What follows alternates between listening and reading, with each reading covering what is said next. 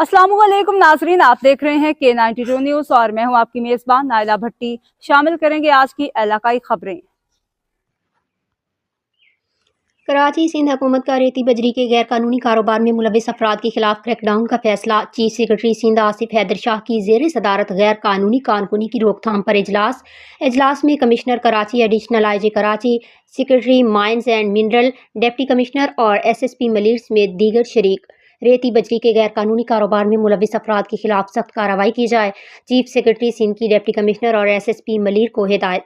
गैर कानूनी कारकुनी को रोकने के लिए खसूसी अदालत कायम की जाएंगी। Chief secretary Sindh mines and minerals governance act 2021 के तहत गैर कानूनी कारकुनी को काबिल गिरफ्तारी जुर्म करार दिया गया। इजलास में आगाही। गैर कानूनी कारकुनी की रोकथाम के लिए महकमा माइंस के कानून में भी तब्दीली की जाएगी। चीफ सेक्रेटरी सिंध की सेक्रेटरी माइंस एंड मिनरल को इस हवाले से ड्राफ्ट बनाने की हिदायत। नए कानून के तहत पुलिस और जिलाई इंतजामिया को महकमा माइंस की जानिब से इजाफी इख्तियारात दिए जाएंगे। सूबे की कीमती कुदरती वसाइल का तहफ़्फ़ुज़ हम सब की जिम्मेदारी है। आसिफ हैदर शाह।